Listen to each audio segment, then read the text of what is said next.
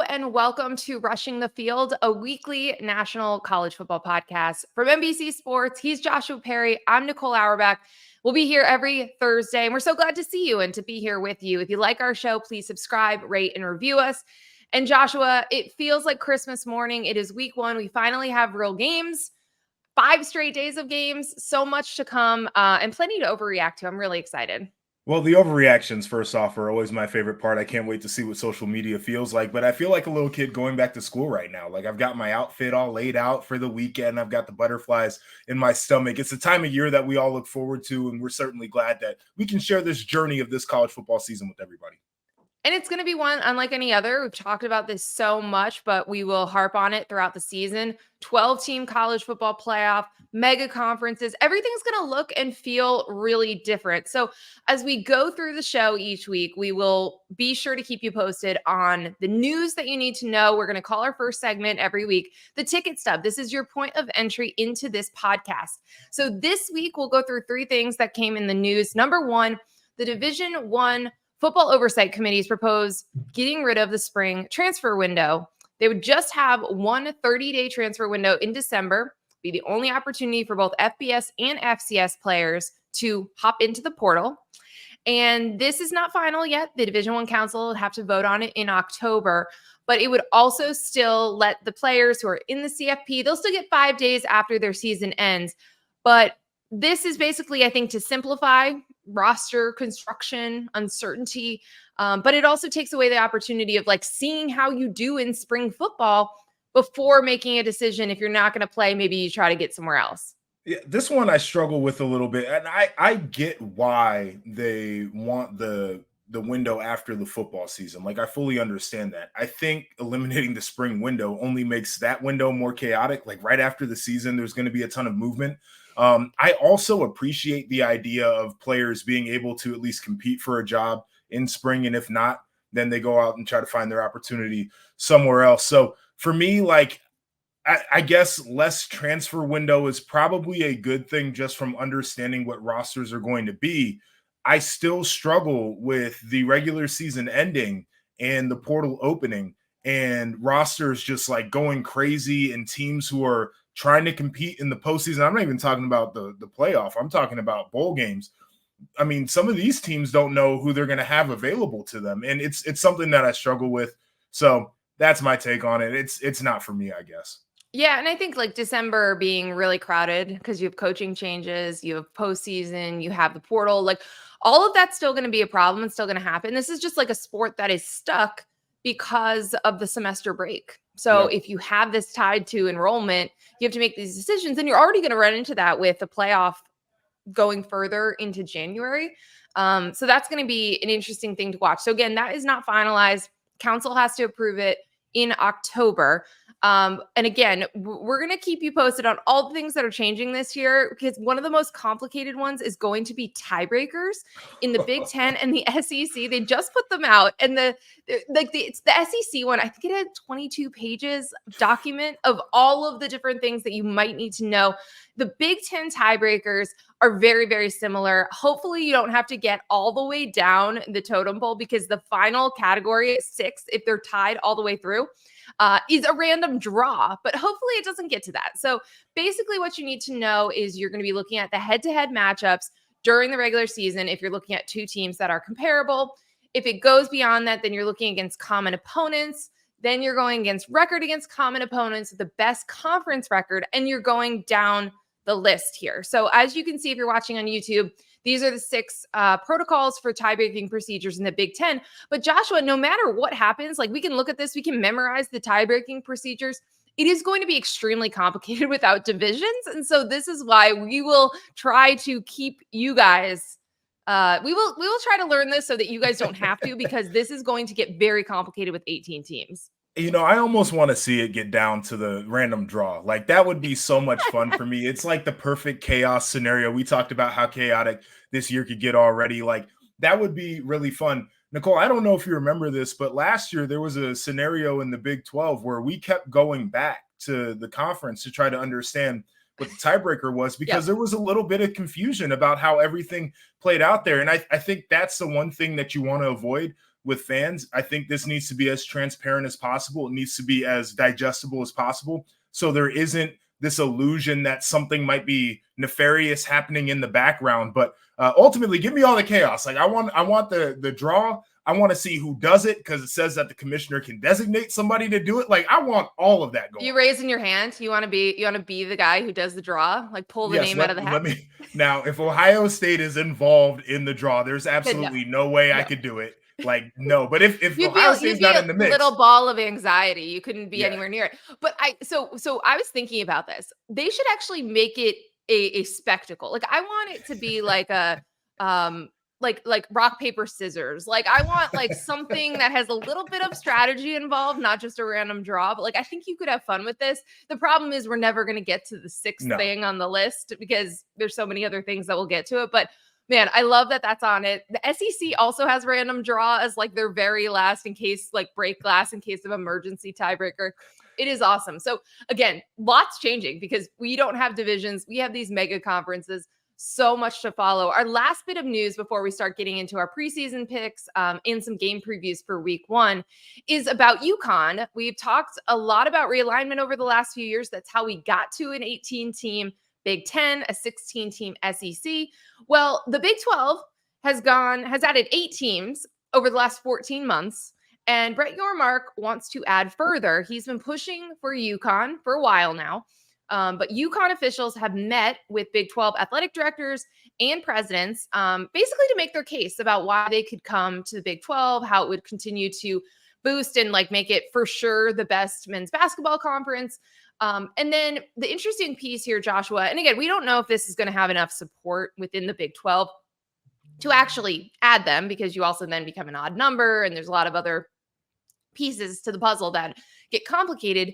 But the interesting part of this proposal is that UConn wouldn't join in football until the next media rights deal, which is 2031, which would give them a chance to like kind of catch up and prepare for the Big 12, which is fascinating because UConn's an independent. There's going to be fewer independents, harder to schedule. They have poured money into resources and facilities, but that is not a good football program. So that's a really interesting piece of their like trying to get consideration from the Big 12.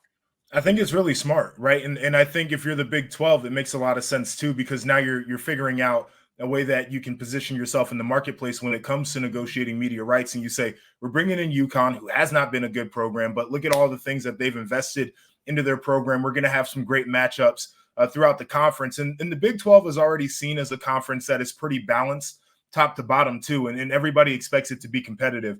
I've given Yormark a lot of credit through all of the realignment here because instead of going big game hunting and trying to like get the biggest brands, which is something they probably couldn't do, he said, how can we build a conference that can be stable and something that we feel like there's going to be a good product, whether or not we have the best teams in the country? That makes a lot of sense. But I do want to kick it back to you because the basketball angle does intrigue me a lot. And you're somebody who's locked into college hoops. Like, how big of a factor does that? We know that football drives media rights and we know it drives realignment. But how big of a factor could that be for this move here? Well, I think that's a big part of it because we've heard Yormark talk about this, but like he thinks that basketball is undervalued. And I think you're looking at a scenario where he's saying down the road, maybe you're splitting your sports and selling your media rights packages separately so that you can get more money for basketball. And if you are the preeminent basketball conference in the country, which you could argue the Big 12 already was, but if you add UConn and defending national champs, the dominance that they have right now in the sport, you can absolutely say that. Obviously, it also boosts women's basketball to bring UConn over as well. So I think that's kind of what you're saying. It's like a value add so that you're more valuable down the road when you're negotiating this next time. But also, like, Yormark's a New York guy. He wants to get into the Northeast and the New York market. I don't know if that resonates in Lubbock, Texas. I don't know if the Four Corner schools or all these other schools that just went through so much change, I don't know if they necessarily want to do that. So that is kind of the realignment rubbling that's happening right now. Everyone else is still just kind of looking and watching the ACC. You still have legal proceedings happening over there involving Florida State and Clemson against their own conference to try to start the process of getting out of that conference. That's something that like the entire country is watching, because that if the floodgates open there, if that league breaks open, it changes the calculation for everyone. Yeah, and I'm very curious to see if that were the case. Like, what would be the next dominoes? Who takes who? And we Right. talked about it from a Big Ten perspective. The SEC would be obviously interesting in that scenario, but I think that's an opportunity where the Big 12 probably looks and says, okay, like, maybe we can start to solidify. And to that point too, basketball comes into play once again. If you're looking at some of the ACC programs, I think it would be unique. Oh, absolutely. And that's been part of the push. The Big 12's been trying to be, hey, we're the third best. We want to be the third. Instead of necessarily fighting, the Big Ten and the SEC. So we'll continue to track on all of those stories and the news of the week each week here on Rushing the Field. But we have so much preseason content to get to because we got to squeeze it in before games get played and everything is proven wrong. Let's start with our preseason Heisman picks. Joshua, I'm going to give you the floor first, but I also want to share that we're going to show you, for anyone watching on YouTube, these are the Heisman odds via BetMGM. So you've got Dylan Gabriel, then Carson Beck, Quinn Ewers, Jalen Milroe, and then your guy. So Joshua, the floor is yours. Make your case for Jackson Dart. Yeah, so I'm going with Jackson Dart here is my preseason Heisman pick. First off, I've got belief in Ole Miss, and I might be foolish to do No, this because I'm with you. we, I'm with you. like I think they could have a pretty special season, especially in an expanded SEC. And we'll talk about schedules a little bit later as we go through our preseason CFP. But like Ole Miss in terms of schedules, I think that they've got one of the softer conference lineups out of SEC teams. But Jackson Dart is a guy who plays with a ton of grit. He's got a lot of moxie. He's got really good skill, both throwing the football and movement skill. I think that comes into play. And then I also look at Lane Kiffin. We know offensively what he has been. He had Matt Corral as a top 10 finisher in Heisman voting at one point. The other thing that I tend to look at is the fact that I do think their defense is going to be better, so their offense is going to get more opportunities to go out and score points. And so Jackson Dart, like kind of down the list a little bit, not too far down. I think it's a little bit of a dark horse, but a pretty safe pick here, and I'm expecting big things from Ole Miss. Yeah, I am too. You'll see in a second as we go through our picks, like I've got them in my playoff as well. They were one of those teams that was kind of like, hey, we're going to go all in and try to make this thing in year one. Jackson Dart is part of it. He's been a lot of fun to watch. And I do think, he'll obviously be a huge focal point for that offense. So I like that pick. That's a good value pick too, as you're looking in the preseason. So my guy, I don't think he was the favorite all off season, but He clearly he wasn't. is right now. I think Carson Beck was for most of the year. Dylan Gabriel is my guy. I just think he's going to be the best quarterback in the country. Again, you can make the case for Carson Beck. Those are, to me, the two best. And I think it's a clear top tier in college football. But Dylan Gabriel was the crown jewel in the transfer portal for quarterbacks. There weren't that many of that top echelon Yes. available that were making moves. And so this was a huge coup for Oregon. You bring him in with so much experience, both at UCF and Oklahoma. He's won big games. We've seen him in the Red River game, seen him go out and win a game, which is huge. And Oregon's going to need to do that. They've got Ohio State on the schedule. They're going to have to go through everyone, all the big names, if they're going to win a national title. And I just think you're pairing him with Will Stein, who is great offensive mind. He took Bo Nix to New York. He was a Heisman finalist. And then you bring someone with the arm of Dylan Gabriel. I just think that's my guy. I think Oregon's going to get another Hawaiian Heisman winner. So I guess the one thing that scares me about the Dylan Gabriel pick is looking at their schedule, where like voters are so obsessed with Heisman moments. And like I was looking at it for Jackson Dart, they're at LSU. If they can win that one, it's going to be huge. And if he has a big game, right, they got Oklahoma, they got Georgia in the regular season.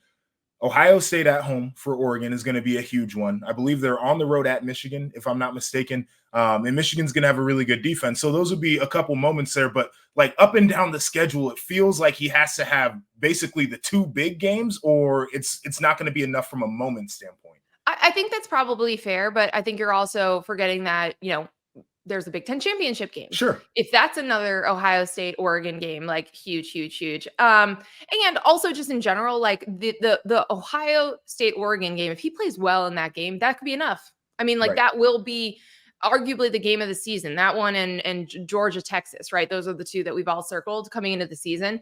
So I just think he's going to have the opportunities. And if Oregon is as good as we think they're going to be, then the best player on Oregon, or the guy who has the ball, every play, is going to be in the mix there. So I know now he's the favorite. Maybe it's not, that it's not that great of a pick, but I do really trust the Ducks, and we'll get into that in a second. But before we get to our power rankings, which this week are going to be our preseason CFP picks, do want to predict coach of the year. Now, this is not just like, hey, here is our favorite coach starting the season. This is who we think is going to get those coach of the year awards at the end of the year. So I'm going to let you go first, JP. Yeah, I'm going with Kyle Whittingham at Utah. He's done it before in his career. I think Utah's in a very interesting spot. We've talked about realignment. We've talked about the Big 12. I do think it's a balanced conference, but I believe in them to be able to pull it out and ultimately get a first-round bye in the college football playoff. And they're going to be in a different spot than they had been before, because I think a lot of times they were punching out of their weight class when they had to pull off upsets. Like, Utah's never been the most talented roster, but they've been pretty consistent. They've had multiple 10-win seasons over the last 5 years or so. But I think the idea of seeing Kyle Whittingham go out there, have success through a conference schedule, and then ultimately secure a first-round bye with this team after winning a Big 12 championship, which I think happens for them, I think he would have a resume that says coach of the year. And quite frankly, he's got veteran guys coming back. We talked about Cam Rising, all offseason. Super veteran. I mean, dude's like my age right now. So he's got the pieces, I think, to be able to have the success, but he will stand out more in this scenario than I think he was able to playing in the Pac-12 coaching Utah. Well, first of all, more visible, right? I mean, that was part of the problem with the Pac-12. But yeah, absolutely. Winning a conference in year one is not easy. And so I think anyone who's going to be in the mix to do that will absolutely be in the mix for all the awards. I'm going to say that it's going to go to Matt Rule. Now, I'm not saying Nebraska is going to play for a Big Ten title or anything, but have you looked at their schedule? Have you looked at the Husker schedule? They should be bowl eligible by Halloween. They haven't made a bowl since 2016, and I think they're going to do it by Halloween because of the way the schedule falls for them. We're going to see them up close. We're going to see them, I think, exercise some demons against Colorado in week 2. And that's kind of it. Yeah, they could be, I think, 7-0 by the time they face Ohio State. And then their schedule really ramps up in the last 5 games or so. But getting off to that start, and especially if you can do it with a freshman quarterback in Dylan Raiola, which we watched him in the spring. A lot of people are high on him and his ability. I think this is a really good pick out of you. And think about the way that this award usually goes. It's usually teams that have struggled and then turn around, or someone you don't have high expectations for that overachieves. But Nebraska getting back to bowl eligibility, absolutely the kind of coach that would win this award. And especially if they do it that soon. Again, you could have some losses late in the year, but if that's locked up, and then at that point, you're just talking about what quality bowl you get to play in with a true freshman quarterback and Dylan Raiola, with an improved defense. You fixed a lot of these things. You got Nebraska back to relevance. Yeah, that's where I think that's the type of coach that wins these types of awards. So we'll see if we're right. I think we've had some really good picks there, and obviously 2 of the best coaches in college football as a whole. But here's now where I'm sure we'll have just total agreement from our listeners and our viewers, because we're going to be completely correct and no one can complain about anything. This is time for our power rankings presented by Citibank. We're going to do different power rankings every single week, but to get us started here, we're going to rank the teams we think are going to make the CFP. This is the first year of the 12-team college football playoff. This was really hard to do because with the 4-team, maybe you're talking about 6 teams. Let me come up with a dark horse. Maybe it's Clemson, right? Clemson gets back to the CFP. No, now it's a 12-team college football playoff. And Joshua, it was hard to avoid rematches. If you're thinking about that, not that the CFP will, but man, it was challenging to figure out where you think the third best team in the SEC, who that's going to be, or the Big Ten. Sure. And then you start getting into different scenarios where it's the ACC was difficult for me because I could see that going probably 5 different ways in terms of teams that could win a championship. I feel the same way about the Big 12. For the SEC and the Big 10, it was kind of how do we parse out the top teams? Who do we think is really going to be there by the end of the year? So it works some different muscles here. super challenging, but I agree with you. Nobody's going to be able to argue with us because we're probably going to be like super close to what actually happens. Yeah, so this is my CFP picks. As we're watching, if you're watching on YouTube, you can see the giant Oregon Duck. I told you guys, I'm very high on what Dan Lanning is doing.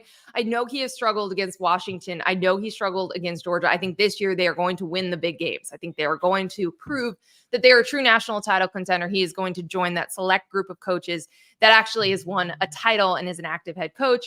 But what's really interesting as I was looking at these teams, so I had Clemson make it as an at-large from ACC. As you said, Joshua, that was a really hard league to pick, especially with what we saw from Florida State in week 0. Just kind of like that offense is nowhere near what it was capable of last year, especially when Jordan Travis was healthy. And DJU is not it. He is not the kind of player who's going to go out there and win you games and elevate the offense. So I have Clemson breaking back through, getting a 3-year hiatus, coming back to the CFP, but I have Miami winning the ACC because that team is loaded on paper. We need Mario Cristobal to show the in-game coaching and to win the games that they are capable of, but I love Cam Ward. So I have them in there behind Georgia, number 1 overall seed. Very little explanation needed. They're loaded. They've been the best team in college football for a few years. They just didn't make the playoff last year. And then I've got Oregon at number 2 because I'm very high on them, and I think they could win the Big Ten in year 1. So then I've got Miami at 3. And then number 4, Utah. We were just talking about them. I think they also can win their new conference in year 1. The interesting piece is the at-larges as you're trying to figure out, okay, who's next? So the SEC, I believe in Ole Miss as we were talking about earlier. I also buy Missouri. I think they have the best and most fun receiving room in the country. Love Luther Burden. So I have them sneaking in ahead of Alabama, ahead of Oklahoma, ahead of LSU, mostly because of the schedule and who they get to avoid. So that's how I have the SEC at larges. In the Big Ten, I've got Ohio State, obviously. I went back and forth between Ohio State and Oregon, who was going to win the league, who wasn't. But I just for, kind of interesting things to throw out their sake, I like the idea of a game in Columbus in December. I like the idea of making Boise State as my number 12 seed, coming to play that game, getting that on-campus environment in Columbus. So then I went with Michigan as my 3rd at large because with Penn State, which is a popular pick, I won't trust it until I see it. I love Andy Kotelnicki, and I think he's going to add a lot to this offense, but I don't know that they can win the big games until they win them. So I'm going with Michigan and that defense. I forgot Texas also in from the SEC. See, I'm forgetting that they're in these leagues already. So I have them in as my number 6 seed, as well as an at-large from the SEC. I've got Notre Dame in hosting a game as an independent. Schedule is very manageable for them this year. Love Riley Leonard. And so, you kind of go from there, and I have my different picks. I have Georgia, Ohio State, Texas, and Oregon as my final 4. I have Georgia beating Ohio State in the national semifinal, and Oregon beating Texas in the other, and then the Ducks winning it all. I really hope we do get a Georgia-Oregon championship. So many storylines there with Dan Lanning and Kirby Smart. But I just also think it's a very good chance that those, are the clear best teams in the country this year. But my Ducks need to make me look good with this bracket. You know what? It's really difficult to argue your picks there. And quite frankly, there's a lot of overlap in the teams that are making appearances in our brackets there. So as you can see, I've got Georgia winning the whole thing. We'll just start there. And you mentioned it. They're going to be a number 1 seed. It's really hard to argue that they're not the best, most talented, best coached team in the country this upcoming year. But as we get to some of the conference champs, I actually have Ohio State winning the Big Ten. I think there is a realistic scenario where they lose on the road in Eugene, and then they rematch Oregon in the Big Ten championship, Indianapolis, much closer to Columbus. Could get a lot of fans in there. Oregon's going to have to travel. And Ryan Day hadn't been to Indianapolis in a little while. I think he's going to want to get right there. They end up winning the conference. You go to the ACC, and we had it flipped. We had the same 2 teams, but I think Clemson is a safer pick for me because as much as we like to make fun of Dabo, which he deserves to be made fun of a lot of times, he has won multiple national championships. He has won that conference a ton of times, and he's got a top 5 to 10 talented roster in the sport. And I think that they're going to be able to put it together with a veteran returning quarterback. I mentioned Utah earlier. I think that they can win the Big 12. That's where I have it going. Now, as we get to at-larges, I'm with Oregon. I think that they're going to be really good. I think they can make a deep run in this thing. I've got them as the best at-large team.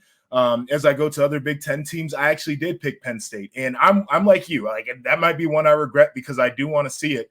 I think there are a lot of questions, even as good as Michigan's defense is going to be, about their ability to move the ball with consistency. That defense might be out there a ton. Those guys might get a little bit gassed, and they're not as deep as they were on that side of the ball this year as they were last year. So a little bit of a question there, but I went with Penn State. Could regret that one. As I look at the SEC, I've got Ole Miss in there as the second best SEC team, which is kind of crazy, but I am high on them. I like Texas a lot.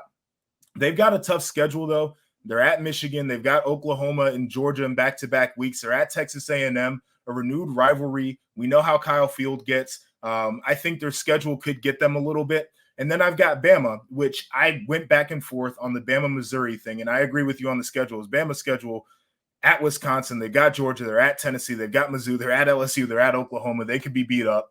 I think Kalen DeBoer is such a good ball coach, though. And it's hard for me to not believe that Alabama is a program rather than just teams coached by Nick Saban. Notre Dame is making it in there. I think they benefit from a schedule that is very manageable, especially now with what we've seen out of Florida State. But they're going to – I don't think there's a lot of margin for them. They're going to have to perform. And then how about Group of Five Liberty?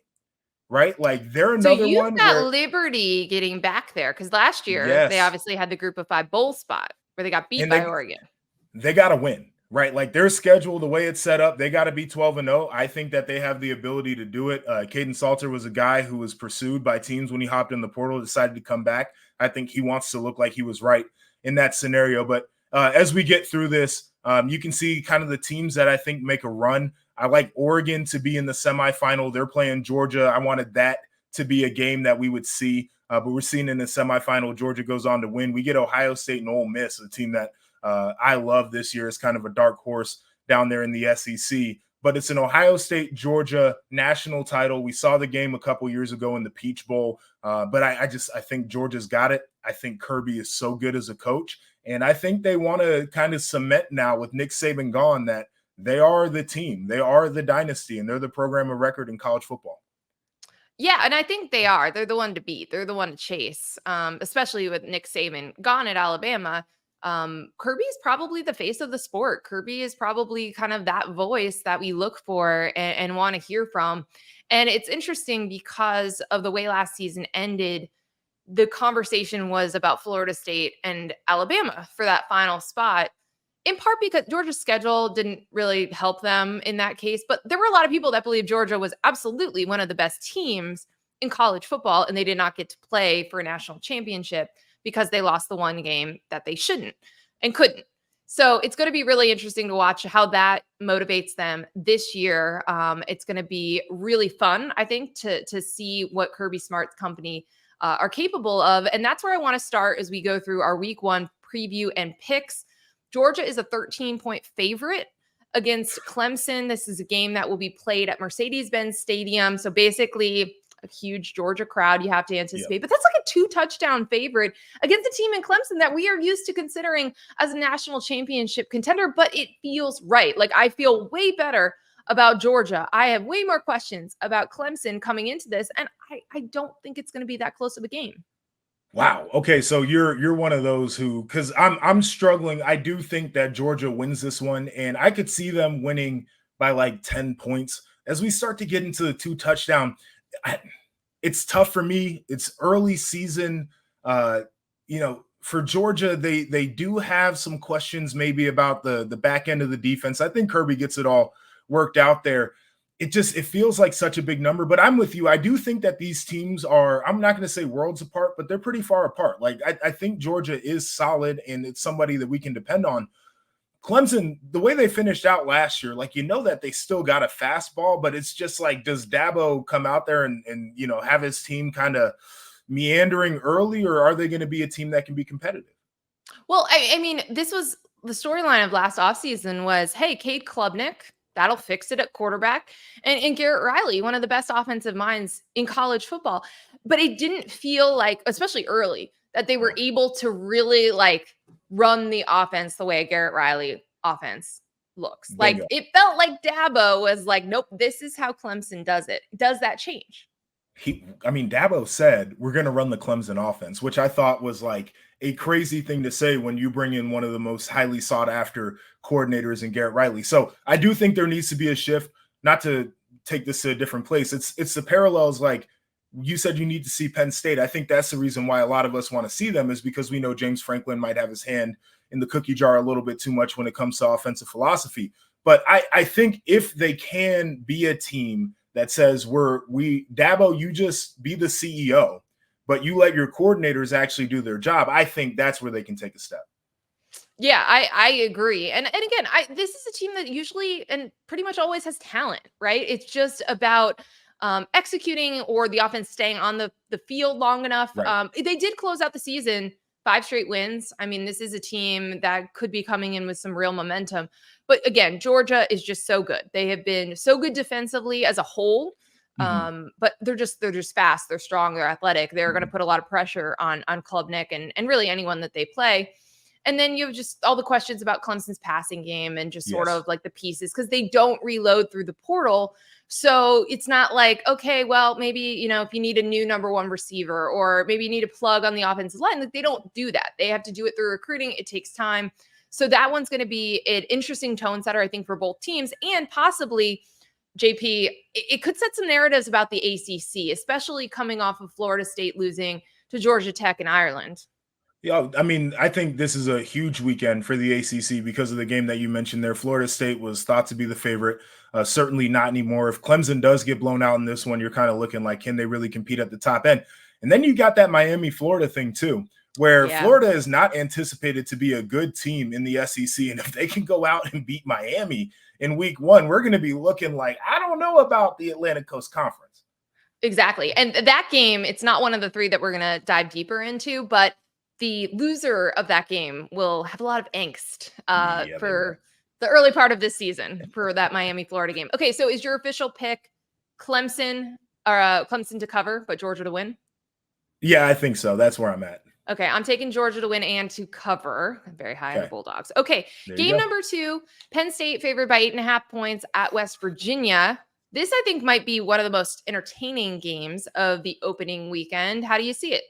This one's a stickier game than I think people are giving it credit for. We were at the one last year. We had it as our first primetime game in Happy Valley, and it was closer than the score would indicate. I think Penn State scored in like the last 6 seconds or whatever to cover the spread there. You mentioned the questions that exist for Penn State. A lot of them are on offense. Is Drew Aller actually going to be better? What does Kotelnicki look like as a coordinator? Can he run his offense? Do they have any wide receivers that can change the game? Like that is a huge... Who are their go-to receivers, right? Like just fundamentally. No, seriously. And so I'm looking at that against the West Virginia defense who reloaded a little bit in the portal, but last year they were able to get a ton of pressure. They were an aggressive defense. They got a lot of sacks. They got a lot of TFLs. They could get Penn State behind the sticks there. West Virginia has also got a returning quarterback as well. So offensively, I think they can be in a solid spot. I'm going to go ahead and take Penn State, and I think that they cover the spread here, but I do think this is going to be an intriguing game. I think it'll be kind of sticky for a lot of it. Yeah, and West Virginia was a team, I think, because we saw them up close, right, in week 1, and we were like, hey, they look pretty good. They're better than expected. They were picked to finish last in the Big 12, and they had a really nice season. You went from the hottest of hot seats for Neil Brown to feeling really good about where West Virginia is. You bring back Garrett Green. You're bringing back these key players offensively. They're going to try to run the ball. They're going to try to control the game as much as they can at home. So I think Penn State wins, but I think West Virginia covers because I do think it will stay tight. And it's going to be a crazy, crazy environment. I would love Penn State, West Virginia, and Pitt to just like cycle through playing each other every single year. They're so close to each other. It's a great regional rivalry. And I think it really adds something to the environment for these matchups. Last one, we're going to go a little deeper, and then we're going to give you our upset picks for week 1. But let's dive into Texas A&M and Notre Dame. This is another one in a wild atmosphere. It's at Kyle Field. Texas A&M favored by 3. I was at Notre Dame's practice last week, and the noise that they were pumping in to prepare themselves for how loud it's going to be at Kyle Field was deafening. Like I literally like had, you know, when you have the ringing in your ear when you leave, Oh yeah. it was so loud because they are worried about this environment, but trying to prepare for it. I think this is an awesome game. And it's obviously you start with the storyline of Riley Leonard, Notre Dame quarterback coming from Duke. And then who is the new head coach of the Aggies? Duke coach Mike Elko. I don't think either of them are all that happy that this is how like randomly this worked out. I think it's going to be a little awkward, but man, is that a great storyline for the rest of us who get to watch this one. It's going to be fantastic. And that's one of the most intriguing matchups. Like we usually talk about coach or player side of the ball, whatever the case is. I do think it is head coach versus quarterback in this one. And the way I like to think about it is Mike Elko spent a lot of time at Duke trying to figure out, okay, like what are the things that my quarterback struggles with and how are we going to create game plans to try to shelter him from that? So he basically understands all the pain points of Riley Leonard, and he's going to try to do things defensively, which we know Mike Elko, very, very aggressive coaching defense. He's going to try to do those things to upset his former quarterback. They've also got Nick Scorton, who came out of the transfer portal. We watched him at Purdue. He had like 15 TFLs, 10 sacks, and Notre Dame has an inexperienced offensive line compared to their standards and some injuries going on at tackle. Like, I think that they can get a little bit of pressure on the quarterback. I think the environment certainly does play into this one. My biggest question is with the expectations for Notre Dame's defense, and they've got dudes on the defensive line, particularly on the interior. I think they're going to have a very deep linebacker room. In their secondary, we saw what they were able to do a year ago. You got Ben Morrison coming back, who's going to be one of the best secondary players in the country. Xavier Watts takes the football away at a really high level. Will Texas A&M be able to move the ball enough? I think this is a super intriguing game. I am going to give the home field advantage some credit here. And Notre Dame, I think, might be starting off the season 0-1 in this one. Texas A&M could win it by more than 3. I think I'm with you completely on the defense, right? I think they're going to have to rely on their defense early as Notre Dame does kind of work through some of the kinks. I mean, this is an offensive line that has 6 combined starts, which is not what you want, not ideal. But when I was talking to Marcus Freeman, he was saying, like, you know, instead of sometimes you could go with guys who have a little bit more experience, or you go with the guys you think are more talented and can gel and can piece together. So they're going to be very young, but they think that they're coming together. We'll see, right? This is a great first test to see where they are. You also have questions. Hey, the way they're approaching the receivers right now is receiver by committee. Yep. But I wouldn't be surprised if like Bo Collins becomes the guy in the passing game. I think you're going to see tight ends get used, of course. Yep. And then Jeremiah Love, really high on him as a running back. And he is the kind of player that in a game like this, you just break off one long run, you kind of flip the game, change momentum. Like he could do that in this game. So I think that I loved the Elko hire because A&M needed just a football coach, like someone who is normal, who is just really smart, really organized, who can just like not talk and actually do and get things done. So I think this is a fascinating matchup. I'm going to give the edge to Notre Dame because I have them in my playoffs. So I do need them to, you know, be pretty good across the board. They don't need to win all their games, but this would be a good one to start the game. But I think Riley Leonard is really tough. He's tough as nails. He can scramble when he needs to if they have issues with the offensive line early, and the defense gets the job done in a hostile environment. So I will take Notre Dame to win outright in this game at Kyle Field. Now, our pod is called Rushing the Field because we love when that happens. It's a lot of fun. It's one of the things that makes college football what it is. And rushing the field implies an upset. So we're not necessarily going to pick a upset at home where you'll rush the field, but we are going to make upset picks each week here on Rushing the Field. And for week 1, I'm going to let you go first, Joshua, because I'm intrigued by your pick. You're going out west. Out west. I've got TCU at Stanford. Stanford is a 9.5-point underdog. A lot of this has to do with returning production for Stanford. They've got 9 starters coming back on offense, 7 starters coming back on defense. Certainly was not a good team last year, but I do think having that experience certainly helps them. I think their defense is going to be much better than it was a year ago, but that's also a low bar. They were one of the worst defenses in the country. They could put it together. TCU, on the other hand, wasn't a year that they wanted last year. They kind of had to go to the portal to retool. I think there's a bit of a hangover that could happen for them in this one. But there's also this intrigue for me where you have a Friday night game. It's 10:30 on the East Coast. You got to travel west to go and play it. Like, this gets spooky for me. I think it's a tough way to start off the season. And Stanford, I think they're going to want to come out and kind of prove to people that they're not the program that they saw a year ago that couldn't get right, and they could pull off a bit of an upset here. So you're saying it will have some old Pac-12 after dark vibes? It's once you're somebody who has stayed up and watched a game at 1 or 2 a.m., it's really hard to let the Pac-12 after dark leave you. So yes, I think the vibes still remain. We need to come up with a name for that. Like the former Pac-12 teams when they're playing these games. Because we got a bunch of them in the Big Ten, got a bunch of them. Well, again, a couple in the ACC, a bunch of them in the Big 12. Like, we need a name for it. But yes, I completely agree. Weird things do happen at the witching hour, which is the Pac-12 after dark hours. So I like that pick as well. And I'm going to give you one that I think is maybe more popular, at least with the spread. And that's South Dakota State at Oklahoma State. So first of all, don't schedule a Dakota. Like, what are we doing? You don't want to schedule any of these FCS teams with Dakota in the name. Stay away. Stay away. The risk is too much. These are the really good FCS programs, especially South Dakota State, 2-time defending FCS national champion. They've had 5 draft picks in the last 3 years, which is more than some teams in the Big Ten and the SEC, which is crazy. You've got a quarterback in Mark Gronowski, who had lots of offers to go to Power 5 programs, Power 4 programs, or just really any FBS program. He decides to stay. You've got a great linebacker in Nick Martin, who's going to play in the NFL. This is a team that's won 29 consecutive games, 28 seniors on this roster, 8 returning all-conference players. It's only a 9.5-point spread for Oklahoma State, which is a team. The Cowboys are going to contend in the Big 12. We talked about how close and bunched up this league is. So first of all, you don't schedule these games. And I don't really trust Oklahoma State in these games. Last year, they lost to South Alabama early. Sometimes they get good by the end of the season, but they struggle early. And I think this is going to be one of those situations. So I am for sure taking the Jackrabbits with the points, but I also I think they might be able to win the game.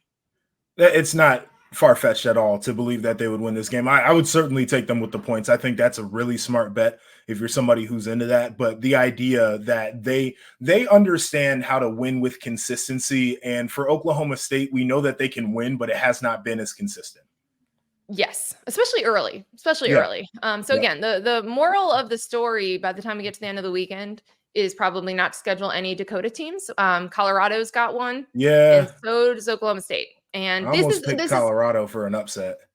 Yeah. And if you're listening to this after that, hopefully we're right. But it's a tough start to the season for Colorado and Deion's company, because they've also got Nebraska in week 2, which will be on our air, which I think could be a interesting game for a team that's probably very frustrated. They lost to Colorado a season ago. Before we go, we're going to have a segment that we're really excited about. It's called WTF on RTF, because this is rushing the field. This is going to be the most ridiculous thing that we saw each week. This is a sport that has a lot of ridiculousness. It's the reason that it's a lot better than the NFL in my mind, because it has college kids, because these games are on campuses, because people pull down the goalposts and throw them into rivers after big upsets. Like, there's a lot of craziness in this sport. We knew that there would be something, but the first WTF on RTF is probably an all-timer. If anyone watched the Connor Stallions doc on Netflix, you are familiar with this man, Brohio. He wore a ski mask, sunglasses, and a hat to conceal his identity. He was listed as an Ohio State fan and a message board guy. And he was actually in this documentary quite a bit, talking about, all the suspicions of Michigan, the tickets that the rumors of someone buying tickets and filming opposing signs and stealing them and sending them in, and all of this different stuff. So he had a pretty starring role. Yours truly was also in this documentary, yes, as kind of just explaining things as a journalist. Now, Joshua, I would just like, because again, we don't get to see this man's face very clearly, that you just want to confirm you are not Brohio. I am not Brohio. You can see the little peak of the forehead. They don't That's match. true. It's like Connor Stallions. They showed the picture. He put it side by side, and he tried to say they don't match. This certainly is not me. We could ask the question about whether that was Connor Stallions on the Central Michigan sideline here. The thing that I love the most about Brohio was the merging of cultures, because you talked about it in the documentary, actually, like message board culture and how prevalent it is in college football. Like, you look at them, I certainly look at them. They're a big part of how information's bandied about, whether it's true or false. And so you have that aspect of it. Then in larger culture, you have these internet sleuths, and these are people that will go to any lengths to expose things. Whatever their thing is, they will expose it. And he was that guy doing it on a message board. It is fantastic. And the fact that Netflix was like, we got to go find this guy who we don't really know who he is. He won't show his face, but damn it, we're going to put him in here. I absolutely love that. Well, and I think that actually gets into the whole anonymity of message boards. Like it actually fits. But this was also the moment in the doc when you're watching, you're just like, okay, you're like, all right, Connor Stallions seems, he thinks he's the smartest guy in the room. Yeah. He thinks that he's doing stuff and can decipher things that nobody else can, but he's not admitting to the advanced scouting scheme. He's still trying to deny that it wasn't him on the CMU sidelines. But again, you're getting like his life story, so you're like, all right, like, how do I feel about this documentary? How do I feel about Connor? Is it just making me angry like I felt last year when this was unveiling, et cetera, et cetera? And then you have Brohio hit the screen and you're like, this is the most ridiculous. This is where, like, this, it encapsulates how absurd the scandal was and how it felt, because it felt like every couple hours something new that was kind of crazy happened. Like Connor, a man who looked just like Connor Stallions on the CMU sideline against Michigan State. Like, there was so much of that. And I think that part of the documentary, like this piece showed how it felt to live it, which was that Yes. like a guy named Brohio on a message board might have actually accurate information. Real quick, I just need to talk about the clip of the meeting with the NCAA and Connor Stallions. So I have been in a deposition before, and that was not a deposition. Obviously, it's not a legal proceeding, but it was pretty close. And so he's got his attorneys there. And my attorney advised me, like, hey, if there's anything that you just don't want to question, I do not recall. Like, they can't get in your mind and actually know if you can remember or not. Like, that's a pretty safe thing to say. And my favorite part of the whole thing was like, hey, were you at that game on the Central Michigan sideline? And he's like, I do not recall. That's something that you absolutely recall one way or the other. It's like, that is an affirmative yes or no. It was last like, season. This was less Nicole, than a year ago. You recall if you were somewhere. Like, we're talking about a football game, like, during your season. You recall if you're there. Well, and the best part is, like, he is presenting himself as someone who's a genius, right? Like, Yes. who is, this tactical genius who worked in the military, knows all of this. He taped himself doing all these signs. He can recognize them instantly, but he can't recall if he was at the Central Michigan game. It was the best part of the thing for me. That was, and it was honestly one of the few, again, like, I didn't expect this to be like super newsworthy, No. especially with an ongoing NCAA investigation. Right. But that part was really interesting. And I don't think he came across well in that clip that we saw from the NCAA interview, because again, like, he admits that people who used his tickets were sending him film, and he's just saying he didn't use it, that he didn't need it, because it's like on Christmas when you get a sweater and a gift that you already have it. You don't want to be mean. I don't think that was a great analogy. And again, this doesn't, like, I personally, like, I think a lot of Ohio State fans, Michigan State fans, like, there's a lot of people who are still very angry about all of this. Yes. And there's a lot of people who've moved on, right? And they're like, whatever, the Big Ten figured out a way to punish Michigan in season. Right. And so, like, why do we have to keep hearing about this, et cetera? So there's been a lot of different reactions to this doc, but that part I did think was interesting. And also just kind of like see what kind of questions like the NCAA asks someone in this situation, I thought was enlightening. And before we go, like, to your point in terms of like the fan bases and their reactions, like, Michigan fans watched it and they were like, this completely absolves the program of any wrongdoing. And Ohio State and Michigan State fans watched it and they were like, hammer the program. And it's one of the greatest things to watch, because we know that, like, perspective is basically the most important thing in how you receive information. And to watch the different ways that people are melting down, positively or negatively online after watching a Netflix air quotes documentary is so amazing. Yes, it's definitely not really a documentary. Like they call these things, it was just Connor Stallion's side Yeah, of what it's happened. storytelling. That's all It's it is. storytelling. Yeah. Yeah. And again, it's like it comes on the eve of the season. Michigan also just got their formal notice of allegations. Tough We still timing. got many months to go, by the way, on this Yeah. process because they're contesting it. So they get to respond. The NCAA gets to respond. They set a hearing, and then you eventually get a ruling. But again, like it's just hard. I'm not that worked up about it. Like I'm covering all of the developments, but like Tony Petitti like found a way to punish Michigan in season as it was happening. And it's hard for me to then get worked up about what the NCAA does because, you know, again, like what does it do later? You could punish coaches, you could fine Michigan, you could do different things. You can give Connor show cause. But to me, like people tried to have an impact in the season it was happening. Michigan beat all of the best teams on their schedule. So Right. to me, there's no asterisk, but I understand that for some people there always will be. Yeah, I mean, it feels like we won't be able to tell the story of that season for Michigan without this part of it. But my whole True. thing was if they keep winning, then like we can't keep talking. You know, like if that was the thing that people believed made them successful, then they kept winning. Like we're kind of done with it now. Yeah, I mean, it was just incredibly talented team, and it's part of the reason like there's questions about Michigan heading into week 1 Sure. because they lost so many players to the NFL. So that's going to be a fun week 1. We don't have to talk about Connor Stalions. We can still talk about Bro Ohio though because he was a highlight of the documentary. But we actually get real action, and we cannot wait to dissect the fallout of these games and everything else still to come in college football. We'll be out with new episodes every Thursday here on Rushing the Field from NBC Sports. For Joshua Perry, I'm Nicole Auerbach. Thanks for listening, and we'll see you next week.